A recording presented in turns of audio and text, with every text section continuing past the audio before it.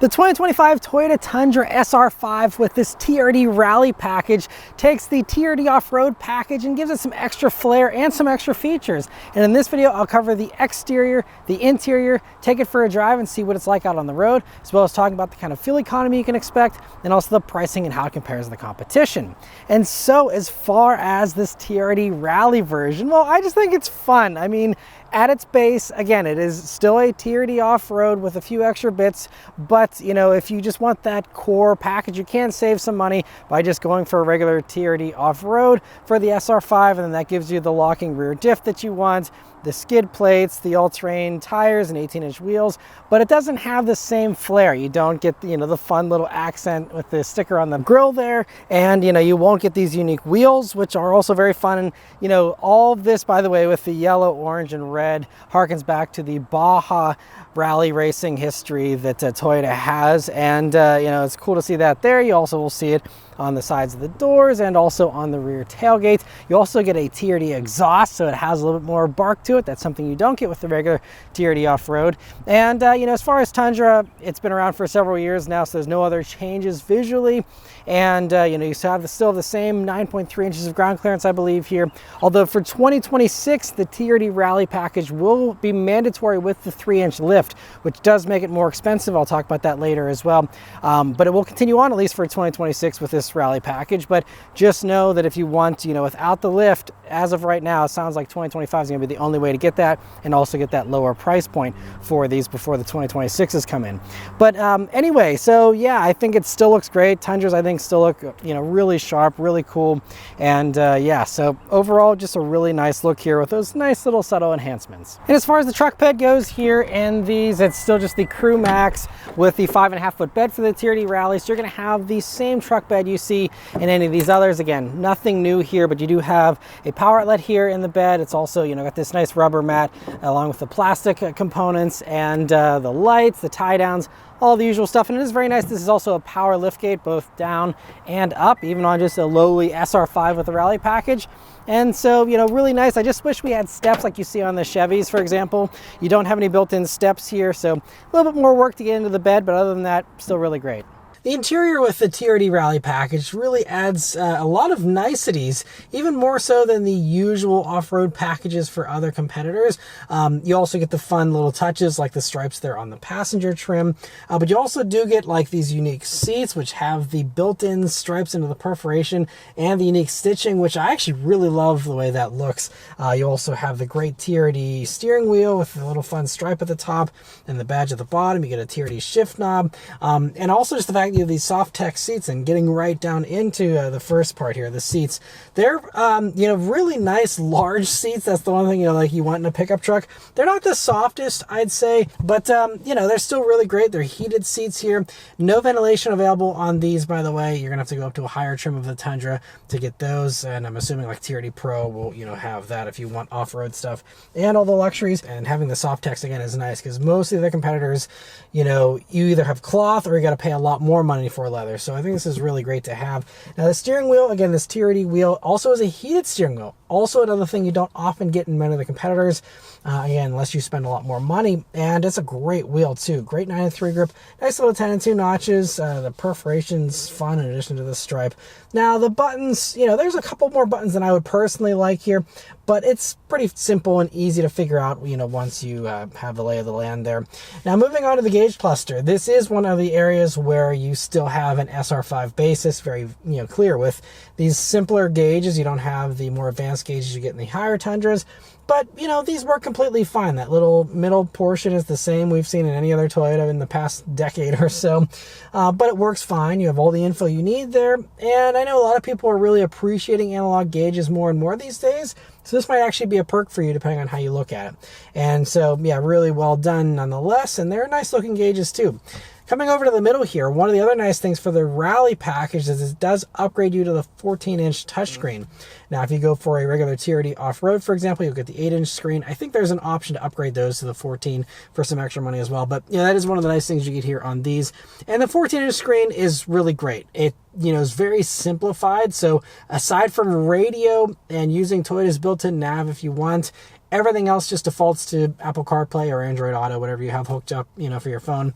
And it all works flawlessly. The wireless Apple CarPlay connected every time here. Toyota's system is very good with its reliability for that connection, by the way. And here in this, you're still just running a regular 9-speaker stereo. So nothing fancy. You don't get the JBL stereo. You're getting some of the, higher trims. But, still totally fine. And, I've been listening to it a good bit this week and, no complaints really. Other things here, so coming down, you have a nice large volume knob, and you also have nice large toggles here. I mean, it's all very plasticky, but it's durable, and it's a truck, so don't think this is luxurious or anything. You can go up to the more luxurious trims if you want some nicer touches, but all just basic plastic here, but it all works totally fine. You also have another row of large toggles here beneath that, and then otherwise you have this wide open space, which in higher trims will give you a wireless charging pad, but this does not. It's just extra space. You could lean your phone up against there still if you want, and you'll see there is a USB-A jack by those toggles as well. But if you want to do USB-C charging, you're going to have to go into the center console where you'll find your only USB-C jack. A little bit surprising to have just one, as well as another USB-A jack, interestingly. You also have your 2 cup holders there in front of it, and this middle space though is pretty functional with how you have the little tray at the top and this other one that slides here to give you easy access to the lower part. The lower part though, I think, is a little more shallow than some of the other truck competitors, where I think it's a little bit deeper, and some others also offer additional usability like the fold out trays that Ford has and others, but still should be totally fine there, I'm sure, for most. And the other little bonus spaces you have behind the screen here, you actually have another little tray with your traditional power outlet in there. There's also another nice deep cubby there in front of the passenger, and there's also nice large pockets in the doors, the double pockets really, and a couple bottle holders there as well. Backseat space here in the Tundras, same as it has been for these Crew Max versions for this whole generation, but it's a ton of space. Obviously, I'm 5'9", me sitting behind myself. I have several inches of legroom to spare there. It might not be the most rear legroom in this segment, but it'll be plenty for anyone of any size for sure. Headroom is also plentiful, no issues there. And you also see whenever you look forward, they have their cup holders, they have air vents, they have USB-C jacks, and also a regular power outlet, and also that one USB-A, and a little cubby there. There's also a fold-down center armrest, and you also do have the ability for that seat to flip up and give you that extra cargo space underneath there. You can also flip the seat down, and I do appreciate as a dad that the tether anchor is just right behind the seat there, so a little bit easier to install than some of the others where you have to do some weird wraparound thing with the latch. In this, it's pretty straightforward and the same as any other car, and so overall just a really nice and roomy back seat. But let's start up and go for a drive. The Tundra here has just the usual Toyota key, nothing special, but gets the job done totally fine. It is, of course, keyless access, keyless entry, push button start. In these, so you just leave the key in your pocket, hit the red TRD start button, which is another little touch you get here for the rallies, and it starts right up. All right, so setting off here in the Tundra SR5 TRD Rally.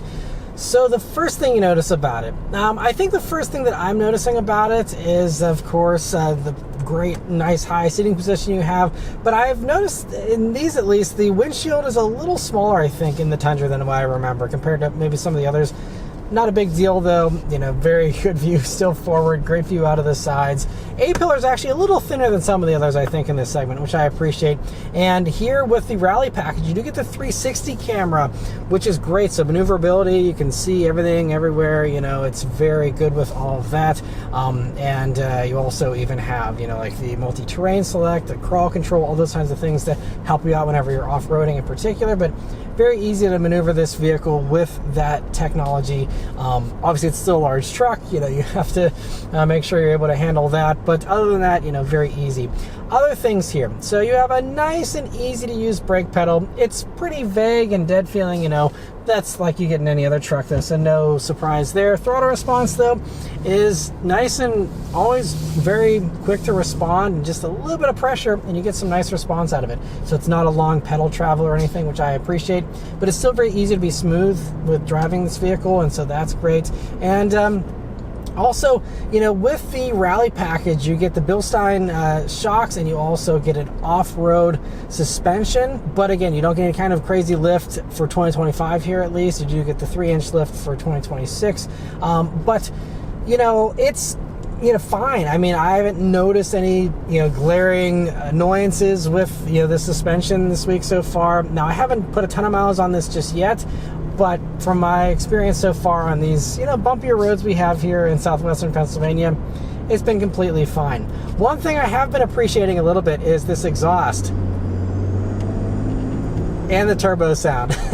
Both of those are really fun here in these, and especially considering the Tundra is the punchiest of the bunch with power, having the exhaust, having the turbo sounds and all that, you know, I think is the right move, because that's what I think people buying these really appreciate them for, is just how punchy this is. But we're gonna go ahead and put it up into the sport driving mode here, and let's turn down onto this back road. I'm just gonna leave it in 2-wheel drive and see how it does. Here we go. Okay, there's a little bit of a delay, and then it's up and goes really nicely. Honestly, I was expecting more bark out of that exhaust though, because it sounds nice at, you know, low kind of RPMs, but whenever you're stomping on it, maybe it's just so quiet in here, I don't know, but I don't hear as much as I was expecting to. So unfortunately, if you're excited about the exhaust on these, you might need to go aftermarket for something that actually has some bark to it here. We have this 3.4 liter twin turbocharged V6 engine, the iForce engine, not the iForce Max. You don't get that here in the Rally. It's not even an option. You have to go to one of the like TRD Pros if you want to have that extra power and that hybridization. But this is still plenty of power. 389 horsepower, 479 pound-feet of torque. 0 to 60 is about 6.1 seconds, is I think what Motor Trend got. And I mean, you know, it's a really good amount of power. It's actually the most power, I believe, for this price range. I think, you know, even if you go for the V8 versions of the Chevy and the GMC, for example, you'll do a little bit more horsepower, but you'll still be down on torque. Yeah, so I mean, it's punchy. It's even punchier than the 3.5 liter EcoBoost motor in the F-150s, and that's one thing I think people really love about these, and I've always appreciated about the Tundra, is it's kind of the hot rod of the group. And again, it doesn't have to do it with a giant V8 either. It just does it with this twin turbo V6, and it just pulls so well, especially with its turbos. I mean, so much grunt in this engine, and that's, I think, for all of these Toyota trucks that use this, that's always my favorite thing. It's just so much power, and it's really great in something this large. Other things here, though. So we're on this road that usually generates a lot of road noise, and you really don't hear much, honestly. I mean, yes, this is a large vehicle, but we do have these all-terrain tires on this, and they're very quiet. So this is a very easy to live with off-road package. But can have some corners here that I always take. Let's see how this handles. Obviously, this is not what this is designed to do, so I'm not gonna, you know, push it or judge it like a sports car. But, you know, what I can say is that, you know, steering is still, even in sport mode here, you know, pretty light and vague. And, you know, I mean, it does it just fine. But, you know, this is really, if you're going to have fun with one of these, you're going to want to take it off-road. That's where it's going to be the most fun. But it's compliant. It feels pretty neutral there. Even you can hear the tires are starting to reach their limits slightly. And it's still very well behaved, very manageable. And, you know, so very easy to drive. Now, these are, of course, heavy. It's a large truck. I think these weigh about 6,600 pounds. But, you know, it does everything totally fine here. And does have very minimal body roll, even with this off-road suspension. It doesn't feel too soft as far as handling goes, which is a good thing in my opinion. It's just very flat through corners, so very undramatic. Doesn't scare you or you know, make you question the speed you're going. You know, it just does it all as best as it can. And I think one of the things that really helps with the handling in these is the fact that they use an independent rear suspension, and that's something that, you know, a lot of the others don't. And so, you know, that's very nice, and I think is part of why the ride is so great. And the other things to mention here, so of course, off-road capability. That's the big thing you're excited about most likely with the Rally package. And so again, it is very much similar to the TRD off-road package. So you get the electronic locking rear differential. You get these 18-inch wheels with these all-terrain tires on them, and you also get the skid plates, 9.3 inches of ground clearance, but you have multiple skid plates there to absorb any impacts as best they can. And so it's an off-road light package, but it'll get you through a lot of stuff, I think. And if the TRD Pro is overkill, but you want something that has some visual flair, since you don't get as much of that with the TRD off-road package, I think this is kind of doing that, especially if you want all these higher features. This is going to very much be a really nice choice here. These will also tow 11,160 pounds in this configuration, and the payload rating is, I believe, around 1,800 pounds. And now merging onto the highway here.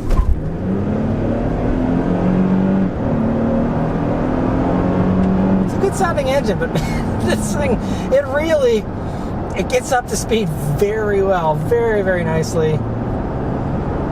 And the 10-speed auto is also really nice and quick with selecting gears. It does a really good job of doing that well most of the time, aside from, again, at a stop, it was a little bit slow there to give me the downshift I needed. But other than that, it's been really nice and snappy and very well behaved. But now that we're out on the highway here, I do have the adaptive cruise control system on, which does come standard on these, by the way, as well as the lane trace assist, lane keep assist, all that is on. And we just went around a gentle corner here and it handled it very well. We got another one coming up we can judge in a minute.